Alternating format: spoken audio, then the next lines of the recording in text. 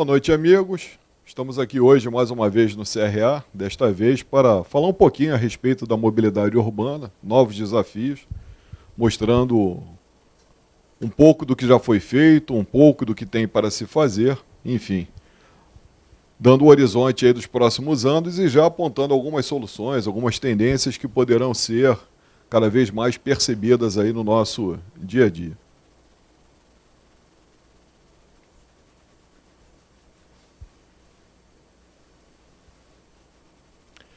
Então, a cada dia que passa, a vida nas cidades ela acaba ficando mais intensificada, mais pesada, porque a vida em cidade ela oportunaliza, né? Ela viabiliza uma série de possibilidades que talvez a vida fora dos grandes centros urbanos não possibilitasse. Quer seja a facilidade de acesso a serviços, educação, oportunidades de emprego e, obviamente, que para você acessar todos estas facilidades, você acaba nos horários de...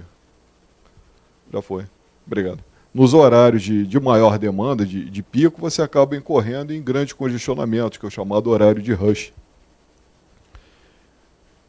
E, obviamente, para poder acessar tudo isso, com o crescimento populacional, o crescimento da oferta desses produtos, serviços, como veremos mais adiante, isso acaba ficando bem mais intensificado. E isso não é exclusivo do Brasil, isso na verdade é uma tendência mundial, onde se observa, aqui tem uma imagem, por exemplo, da Índia, onde se observa que cada vez mais você tem pessoas disputando espaço com veículos e meios de transporte no caos urbano. Aí, principalmente nos momentos onde você tem os chamados picos, né? Você tem faixas durante o dia, normalmente no início do dia e no final do dia, onde você tem o maior fluxo de pessoas buscando e acessando estas oportunidades. E, obviamente, que, somado a tudo isso, serviços de transporte de massa que são ineficientes, eles acabam não atendendo a grande procura que acaba ocorrendo. Forte concentração populacional. Os modais existem, mas não existe uma integração efetiva. Você entra também pelo aspecto da frequência. Você tem, por exemplo, linhas de trens que oferecem composições com intervalos de 15, 20, 30 minutos. Então, quando a composição chega, você tem aquela situação caótica. São muitas pessoas disputando uma vaga, um espaço dentro do modal. Carência de diálogo entre as esferas do poder público. Então, na verdade, você tem uma separação nítida. Não, esse problema não é meu, é federal. Aí o federal, não, isso é um problema estadual. E, na verdade, as três esferas elas não sentam, não comungam para resolver um problema que é do cidadão, um problema de todos. E, obviamente, isso acaba trazendo a chamada imobilidade urbana, que é justamente o oposto do que se busca hoje, que é a mobilidade. Então, quanto maior for o caos no trânsito, obviamente, você acaba trazendo problemas que são gerados deste caos. Quer seja a decadência do padrão da qualidade de vida da população, que é assistida, que é servida pela aquela rede, pelo aquele sistema de transporte. Você tem poluição visual, você tem poluição sonora, auditiva, a qualidade do ar cai de forma significativamente e, obviamente, a população ela é penalizada. Então, o sistema de transporte não pode ser visto apenas quanto à sua forma de operação.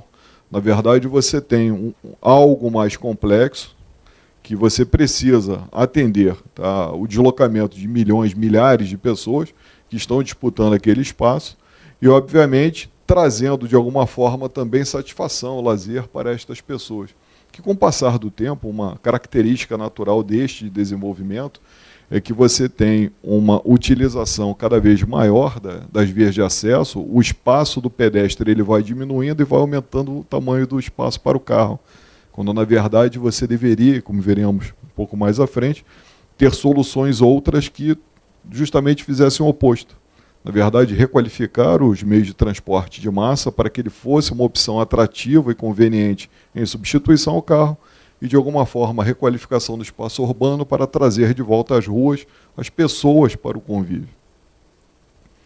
Então, cada área urbana, cada espaço, né, cada metro quadrado da cidade, ele tem características. Algumas áreas elas são extremamente densas em questão de comércio, elas têm um forte apelo comercial, um forte apelo industrial, ou elas podem ter um apelo também residencial. Obviamente que quanto maior for a concentração de espaços destinados a trocas comerciais, utilização daquele espaço para estudo, para produção, enfim, você terá um aglomerado, né, um congestionamento característico. E quanto maior for a dispersão, né, quanto mais planificada for a cidade, maior será a tendência de você ter o quê? A migração das pessoas que utilizam este espaço como área de dormitório e que depois vão prestar serviços, vão trabalhar ou estudar, ou acessar os seus médicos, enfim, os seus profissionais em áreas urbanas.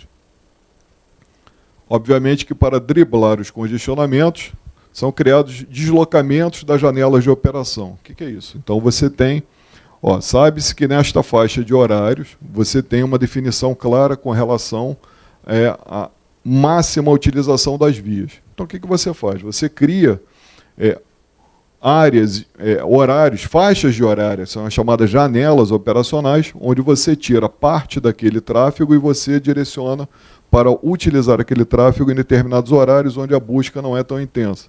No caso da Ponte Rio-Niterói, veículos com mais de um eixo traseiro, né? Então caminhões trocados, carretas, eles só podem transitar na Ponte Rio-Niterói entre 10 da noite e 4 da manhã. E caminhões pequenos, caminhonetes e ônibus podem transitar durante todo o dia. No caso de uma carreta precisar fazer este acesso, hoje tem um arco metropolitano, ou então ela tem que dar a volta ali por Magé, acessar a BR-040. É uma das opções que você tem para evitar que nos horários de maior pico, né, de deslocamento de pessoas, você ainda tivesse que conviver com veículos lentos e pesados, que acabariam ainda complicando mais o trânsito, que já é por si só caótico. Uma outra possibilidade que vem sendo aplicada com alguma regularidade, que é uma praxe mundial, são criações de áreas de restrições. Como, por exemplo, nós temos uma área de restrição de acesso de caminhões aqui na cidade do Rio de Janeiro entre 6 da manhã e 10 da manhã, e o segundo horário entre 17 e 20 horas. Então, naquela área ali de exclusão, você não pode ter o acesso de caminhões fazendo entregas. Aí você vai ter que fazer a sua entrega, obviamente, vai ter que levar o produto até quem está te demandando e você vai ter que ter soluções criativas para lidar com este problema.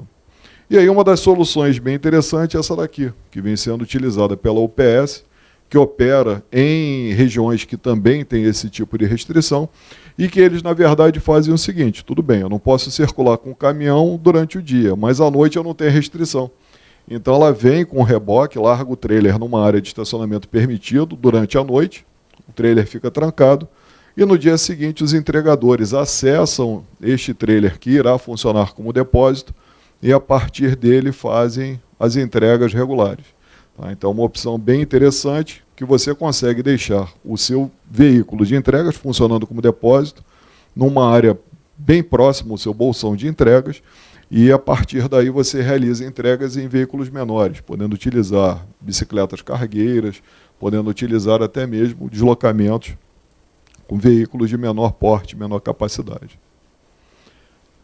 Uma outra opção, deslocamentos aéreos, que hoje já vem se intensificando para o transporte de médicos, né, autoridades, enfim, tratamentos voltados para a área de saúde, e que num espaço de tempo não muito distante, a ficção, que já figurou em vários clássicos aí, aquele ali, por exemplo, o Star Wars, nós teremos a utilização de drones, que devidamente regulamentados, devidamente testados e colocados em operação, permitirão entregas urbanas, obviamente utilizando formas de entrega alternativas que vão possibilitar fazer as entregas que hoje acabam sendo cada vez mais dificultadas em função destas restrições e dificultadores que existem. Obviamente que não só estas, como outras alternativas que já vêm sendo implementadas, obviamente vão exigir o quê? A adequação do mobiliário urbano. Porque você, para fazer qualquer uma dessas intervenções, você vai precisar praticamente redefinir a cidade. E a solução, obviamente, não vem da colocação de mais ônibus nas ruas. Ou seja, hoje, você, para equacionar a mobilidade urbana, não adianta colocar mais modais de transporte, né? Principalmente de massa, você deve buscar alguma solução, obviamente, construindo algo melhor. Então, isso passa necessariamente pela requalificação das cidades, tá? como dito anteriormente, devolvendo o espaço que hoje ele acaba sendo mal utilizado, transformando ele em áreas de convívio. Aqui é uma cena interessante, uma requalificação que foi feita para a construção de uma pista do BRT, e aqui um detalhe curioso, né? Apesar de ter uma calçada que é relativamente larga, você aqui teve um pedaço aqui que você ficou estrangulado. Naquele ponto ali de interseção mínima tem 36 centímetros de largura. Então até para passar uma pessoa a pé, ela já vai ter alguma dificuldade. Mas na verdade isso daqui é um ponto fora da curva, mas de qualquer jeito ele serve para ilustrar que as mudanças devem existir e elas são necessárias.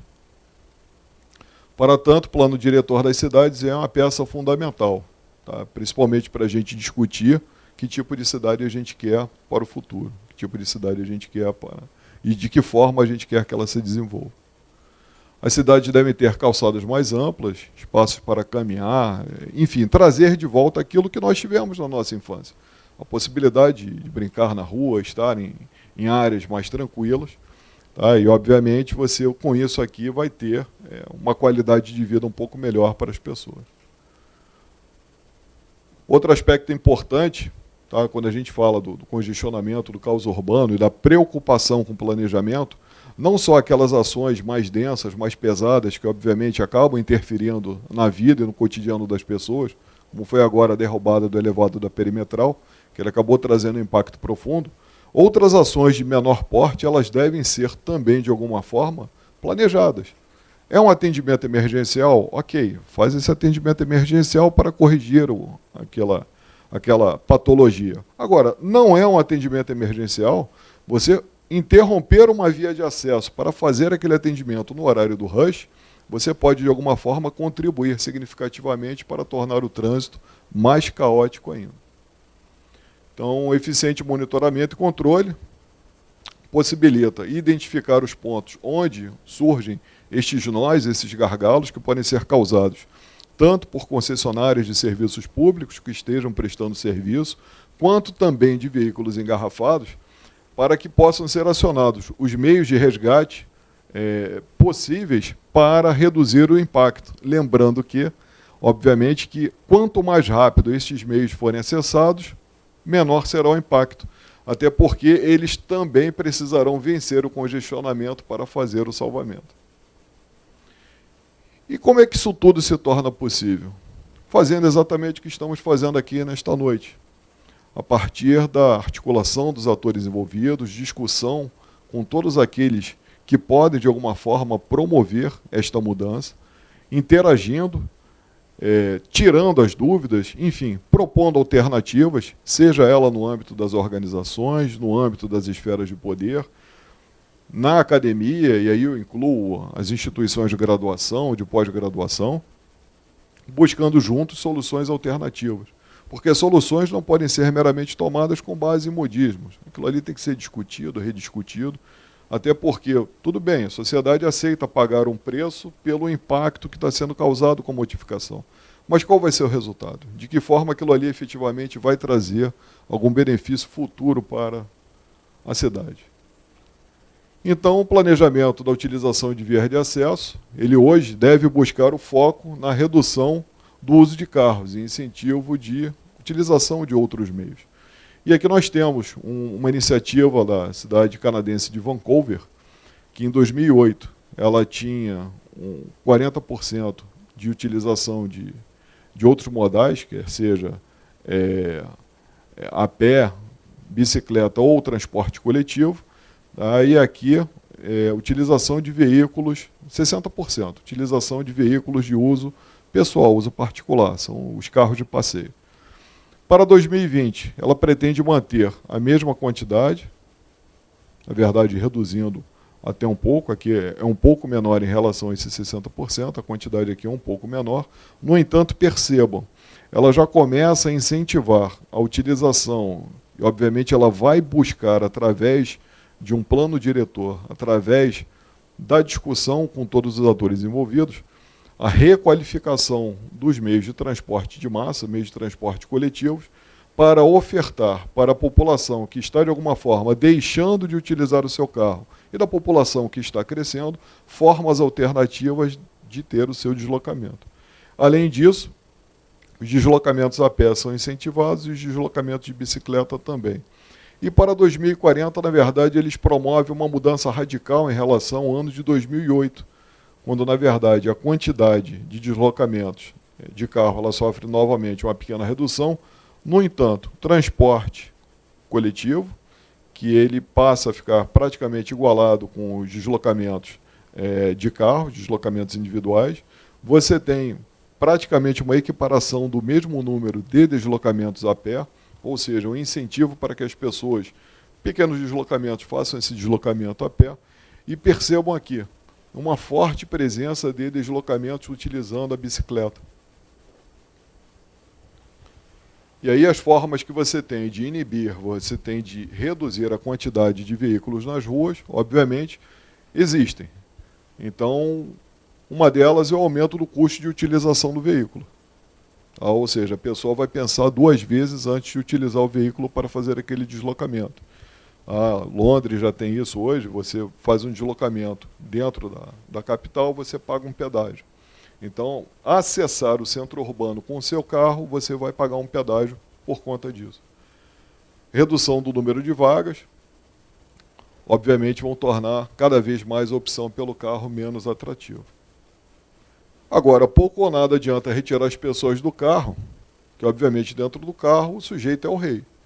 Ele tem o espaço, ele tem o conforto, ele tem a temperatura, tem ali a comodidade do seu meio de transporte, e não adianta nada colocar o cara numa situação dessas. Então, na verdade, você, obviamente, vai promover a retirada deste usuário do carro, mas você vai ter que, de alguma forma, oferecer uma forma alternativa de que ele possa fazer esse deslocamento. Pessoas até vão poder ter os seus carros, mas eles vão existir como uma alternativa, que hoje já é uma tendência na Europa. As pessoas têm o seu carro, o carro fica na garagem, e durante a semana ele utiliza outras formas de deslocamento, seja o transporte coletivo, que na Europa ele tem uma alta frequência, ele tem uma integração multimodal fantástica, e estamos caminhando para esse momento, e ele, quando tem que fazer os seus deslocamentos, obviamente ele deixa o carro na garagem e faz de outras formas. E as opções para isso são transporte coletivo de qualidade, a carona solidária e a utilização de modais compartilhados, que a cada dia que passa, o Bike Rio, aqui no Rio de Janeiro, ele vem aumentando a sua participação. Ele já começa a fazer parte do mobiliário urbano. Ele já começa a ser facilmente identificado em vários locais na cidade. Inclusive aqui do lado, aqui na Marise Barros, tem um bicicletário do Bike Rio. Obviamente, ações como criação de zonas 30, são zonas onde os veículos automotores só poderão transitar numa velocidade até 30 km por hora, que é considerada uma velocidade de conforto, de segurança. E não vamos diminuir o espaço do pedestre para colocar a bicicleta. Muito pelo contrário, na verdade, o objetivo é reduzir o espaço do carro para você poder viabilizar estas alternativas. E como estamos falando pela Comissão de Logística, está aqui um excelente exemplo. A utilização do mobiliário urbano, especialmente adaptado para a utilização de bicicletas, é a ciclovia que existe ali no calçadão de Copacabana, onde equipes de entregas que fazem as entregas, o ressuprimento dos quiosques, utilizam estas vias para poder acessá-los e poder fazer as suas entregas de uma forma segura e que, obviamente, não acarrete multas e transtornos para o trânsito. Porque imagine, parar um veículo de entregas ali ao lado e fazer uma entrega, por mais rápido que fosse, de alguma forma traria algum tipo de transtorno para o trânsito. Mobilidade inteligente, na visão do ITDP Brasil, pode ser compreendida com a integração dos modais existentes e outras formas alternativas, até porque hoje nós vivemos um momento singular na nossa história. Nós hoje temos plataformas de comunicação que permitem que você faça uma videoconferência à distância, que você não precise, talvez, deslocar aquele executivo, aquele profissional. Então, hoje, os recursos tecnológicos possibilitariam, inclusive, a redução dos deslocamentos. E, E, obviamente, que é um problema urgente. A gente não pode ficar postergando muito isso. Um segundo aspecto que eles levantam é em relação à ocupação do solo. Então, quanto mais densas forem as cidades, quanto mais agrupadas forem as cidades, menores também serão os seus deslocamentos. É uma outra proposta que eles fazem. Porque não adianta pegar uma área densamente de concentração, como é a cidade do Rio de Janeiro, o centro do Rio, e botar o trabalhador para morar nas áreas do Grande Rio, distante 40, 50, às vezes até 60 quilômetros de distância, e obrigar o sujeito a ficar 2 horas para vir, se não der engarrafamento, e 2 horas para voltar. Então, só nisso daí você já tem uma perda significativa de qualidade de vida. E aí está aqui o caso, né? Bota o sujeito para morar, por exemplo, em Santa Cruz, em Maricá, em Campo Grande, e botar o sujeito para trabalhar aqui no centro. Uma alternativa para isso seria, de alguma maneira, você buscar o quê? A descentralização. Existem nichos, segmentos de mercado que não necessariamente precisam ficar aqui no centro do Rio, que eles poderiam ser deslocados para outras áreas. Uma iniciativa semelhante já ocorreu há algum tempo com o pessoal do telemarketing. Então, por que botar o pessoal do telemarketing aqui no Rio? Oferece para eles uma outra área, crie incentivos, né, de alguma forma fiscais, para que eles mudem a sua operação de lugar, mas uma área também que fosse próxima à residência das pessoas que ali convivem. Então já existem estudos bem avançados para deslocar parte do telemarketing que hoje opera aqui no centro do Rio, levá-los, por exemplo, para a área de Madureira e Cascadura, porque ali você tem a facilidade de oferta de modais de transporte, possibilitando que você tivesse o deslocamento de parte desse contingente que hoje acessa o centro do Rio, levando ele para uma outra região. E, obviamente, trazendo mais qualidade de vida para todos. Integração de sistemas, com a união de pedestres e ciclistas aos modais conhecidos, metrô, trem, barcas, ônibus. Recentemente ocorreu uma grande conquista, já era franqueada a utilização do último vagão do trem a partir de 2 horas de sábado e domingo o dia todo, e no metrô no domingo, e agora já foi estendido isso. A partir de 9 horas da noite já pode utilizar também, tanto no trem quanto no metrô, no último vagão, a presença de bicicletas. A vantagem disso daí é que o trabalhador ele pode acessar a estação, no caso aqui da imagem, deixa a bicicleta lá no seu bicicletário, ou ele pode embarcar com a bicicleta no modal de transporte e a partir do momento que ele desembarca na estação, ele consegue continuar a viagem. Ou seja, na verdade, são 3 movimentos, né? De casa até a estação, embarca no modal, vai até o destino, desembarca e dali ele acessa o seu destino final. Então, na verdade, a partir do momento que você consegue fazer esta integração entre os modais, aí você tem a possibilidade de estender o benefício para um número maior de pessoas. O compartilhamento, tanto de bicicletas compartilhadas como de carros para carona solidária, também são coisas que vêm sendo exploradas bastante e, obviamente, elas representam um padrão de ruptura. Porque até então a pessoa tinha aquele sentimento de posse. Não, a minha bicicleta. Você não precisa ter a sua bicicleta. Você pode, por exemplo, desembarcar aqui em São Cristóvão, pega uma bicicleta ali no bicicletário, pedala até a estação mais próxima e devolve a bicicleta. A bicicleta não é sua. Você não precisa fazer a manutenção, encher pneu, trocar pneu, nada disso. Na verdade, você tem o quê? A bicicleta de share, a bicicleta de compartilhamento. E para pequenos deslocamentos, ela acaba sendo interessante por este motivo. E ela está sempre sendo renovada. É muito prático. Tá? Inclusive, essa foto aqui é de Viena, e lá o sistema deles é bastante interessante. Na primeira 1 hora, você utiliza e não paga. Ou seja, você pode, por exemplo, eu tenho que resolver algum assunto no centro da cidade. Você vai ali na Marise Barros, pega uma bicicleta, pedala até a Cinelândia, devolveu. Está com menos de 1 hora, não paga nada. Aí depois você pega de volta também, não paga nada. Então, olha só, você acabou de tirar uma pessoa de dentro de um meio coletivo. A bicicleta tem a facilidade que ela, se tiver a via dedicada, exclusiva ou compartilhada, ela consegue utilizar de forma satisfatória. Além disso, para o ciclista, traz vantagens significativas para a sua saúde, porque ele está praticando uma atividade física. E o mais importante, estudos da USP revelam que andar de bicicleta faz bem para as pessoas, porque ela mexe tanto com os ossos quanto com a musculatura da bacia, que são as estruturas importantes para quando estivermos numa idade mais avançada, evitar que nós tropecemos e venhamos a cair com facilidade. Então, assim, deveria ser até mesmo algo pensado, né? Mais estruturado, porque, na verdade, isso daí é saúde preventiva. E, obviamente, nós temos muitas mudanças em curso na nossa cidade, a gente tem que aproveitar esse momento, que é um momento singular. A nossa comissão de logística, está aqui hoje o nosso coordenador da Comissão Especial de Logística do CRO, administrador Hélio Merim, e demais convidados.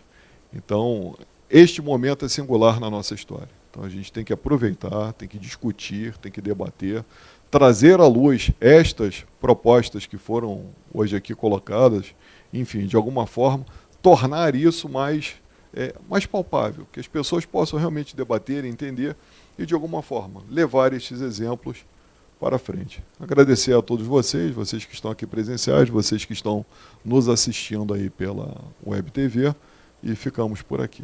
Alguma pergunta? Eu tenho. Você não quer perguntar? Pode perguntar. Vamos na frente. Vamos na frente. Vai chegando aí o microfone. Eu vi uma reportagem sobre as bicicletas que você comentou. Ok. Elas ficavam, não sei se foi no Japão, elas tinham estacionamento embaixo. Isso, subterrâneo. Né, subterrâneo. É interessante, bem, aqui no Brasil, né, quem sabe mais na frente, a gente pode até usar o meio também, né? Mas foi uma coisa muito interessante para o que você acabou de falar, né? Percursos pequenos, né? Sim. Mobilidade, agilidade. Às vezes você precisa ir ao centro da cidade, retornar com segurança. E sem contar a saúde para a gente também. Exatamente. É o máximo Vamos dizer de importância. assim, a grande conquista para a pessoa é a sua saúde. Ou seja, a correria do dia a dia, né? Os compromissos que nós temos, essa agitação toda, às vezes não sobra tempo para você dedicar a você. E você, num deslocamento, você aproveita e vai ali, vai apreciando. A cidade está cada vez mais bonita, você consegue fazer o seu deslocamento e, além disso, ainda cuida do seu físico. Na verdade, é uma operação 2 em 1, né?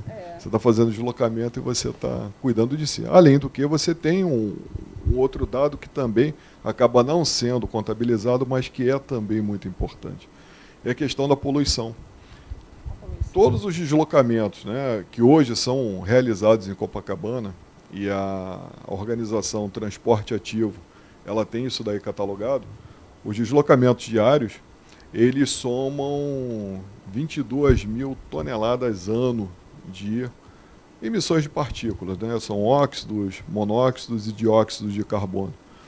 E que quando você migrou estes deslocamentos, que antes eram realizados por veículos automotores, aí pequenos veículos de entrega, motocicletas, e você colocou estas entregas sendo feitas com bicicletas, a emissão é zero. Então, ou seja, você pedalando, você ainda contribui para não gerar mais poluição. Sem contar a qualidade de vida também. Exatamente. O tempo, né? E assim, são inúmeras as vantagens. Você pode utilizar o mobiliário existente, né, que são as pistas compartilhadas, ciclovias,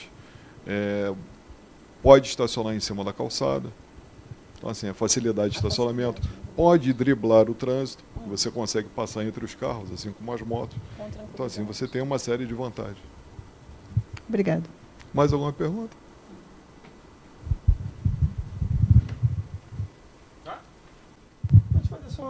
Fazer só uma análise aqui, Não, fazer um fica à vontade. comentário. Eu moro no Catete, comecei, isso foi implantado, esse sistema da bicicleta, esse convênio com o Itaú, foi implantado primeiro na Zona Sul, não sei até onde vai isso, acho que a Tijuca ainda tem. Mas eu acho que o que falta é porque, por exemplo, eu tenho bike e eu ando muito de bicicleta, e a minha esposa pega essa do Itaú aí. E a gente já fomos até o Leblon andando de bike, eu já fui até a Fortaleza lá de Niterói, de Santa Cruz. Legal. E usando essa integração que você falou, fui de bike até a Praça 15, peguei a barca e lá... Exatamente. Mas o que eu vejo é o seguinte, o Estado tem que se organizar, porque existem trechos que não tem a ciclovia. Então, por exemplo, você acaba não se tornando muito seguro andar de bicicleta para muito longe. Porque, por exemplo, você tem ciclovia no Flamengo inteiro, em Botafogo. E quando chega ali em Botafogo, você não tem até Copacabana. Aí já fica perigoso você passar de bike dali do final da praia de Botafogo até o Leme. Aí você vai embora. Quando você chega no Leblon, até o Leblon tem ciclovia. Quando você chega ali no Leblon, você tem que fazer uma aventura passando ali para até São Conrado. Ali você já sabe que já é apertado para os carros passarem. De vez em quando eu vou para de carro lá para a Barra e vejo o pessoal de bike ali imprensado entre os carros e a pedra ali. Então, quer dizer, o Estado tem que se organizar nisso, né? Porque se ele quer que as pessoas usem mais bike, ele tem que criar a infraestrutura. Na verdade, hoje existe uma proposta que é o Rio de Janeiro se tornar a capital da bicicleta. Então, muitas ações já vêm sendo discutidas, sendo debatidas, e já existe um plano diretor para ampliação dessa malha. Então, hoje a malha. Isso, ciclorota e centro, esse aqui. Então, na verdade, hoje você já tem uma discussão, né, bem avançada, tá, que inclusive é daquela organização de transporte ativo, e que eles, em parceria com as esferas de poder, eles vêm debatendo e vêm possibilitando a integração. Porque hoje você tem uma malha, como você bem destacou, muito boa na Zona Sul. Você tem uma malha muito eficiente na Zona Oeste. Isso. Só que você ainda tem trechos que você ainda tem lacunas a serem preenchidas, como, por exemplo, a integração com a área da Grande Tijuca, integração com a Zona Norte, com o centro. Então, você hoje já começa a perceber que muita coisa está sendo feita e com essas obras de revitalização do centro da cidade, existe a previsão de uma integração bem maior. Então, porque é uma forma de motivar as pessoas a usarem a bicicleta, né? Porque você vai usar e você encontra esses pequenos percalços no caminho, e aí você já pensa duas vezes, né? Por exemplo, eu já não vou mais, já tentei uma vez ir até o Leblon, já senti dificuldade ali naquele pedaço, já não vou mais para lá, até que mudem o esquema ali, até que tenha, né, uma infraestrutura para passar por ali. E não é só isso. Existem outros atores, outras esferas também da sociedade, empenhadas em outras frentes. Porque não adianta você criar uma pista compartilhada se o motorista também vai avançar e vai utilizar a tua pista compartilhada. Então, a Federação de Transporte, a FETransport, ela está com um programa de recapacitação dos motoristas. Então, os motoristas de veículos coletivos, eles estão sendo treinados também para quê? Para que eles passem a respeitar mais o ciclista, passem a ter um pouco mais de atenção, porque cada vez mais vai fazer parte, estará integrado à paisagem, ao mobiliário urbano, a figura do ciclista. Logo, é necessário que os demais entes, né, os demais atores envolvidos, também tenham essa preocupação e esse zelo. Então, não adianta você criar a Zona 30, não adianta você criar a ciclovia, ciclofaixa, a pista compartilhada, se você também não tem os motoristas também devidamente orientados, né, campanhas publicitárias mostrando o seguinte, olha, o cara está usando ali a bicicleta, mas podia ser teu filho. E aí dói na consciência. Não, peraí, tudo bem, vamos respeitar. Porque eu também utilizo a bicicleta para deslocamentos e eu sofro isso na pele. Então, na verdade, os motoristas, não só de coletivos, né, como de veículos também de passeio, veículos de entrega, eles também não têm muita preocupação. Daí o receio que você realmente fica quando você vai. Mas é aquilo, a partir do momento que cada vez mais pessoas estão utilizando. Isso. Cada vez a partir do momento que isso aí vem sendo debatido, esse espaço aqui é muito oportuno para isso, isso aí acaba, obviamente, mudando, né, a percepção das pessoas, acaba mudando a conscientização, as pessoas começam a refletir um pouco mais nas suas atitudes e isso aí torna o trânsito também um pouco mais humano. Porque a utilização tem aumentado, que inclusive eu tenho conhecimento com alguns grupos de pessoal que anda de bicicleta, e eles estão sempre fomentando. Tem o dia sem carro, que é o pessoal ir de bicicleta. Isso, então... Aquele passeio ciclístico maravilhoso. Está sendo fomentado. Agora, eu acho que o Estado tem que criar infraestrutura para poder... Tem um trabalho da Bike Anjo para o pessoal que não teve oportunidade como nós de aprender a andar de bicicleta, né? Então, eles ensinam adultos a andarem de bicicleta. Tem, no Aterro também tem, parece que não sei se é o segundo ou terceiro domingo. Ali atrás do MAN. Isso, tem lá Bike Anjo. Isso. Eu fico muito curioso quando eu vejo gente reclamando do trânsito, mas o cara fecha o cruzamento. Exatamente. Eu fico muito curioso quando eu vejo gente reclamando do trânsito, mas o cara para em fila dupla para deixar o filho dele na escola.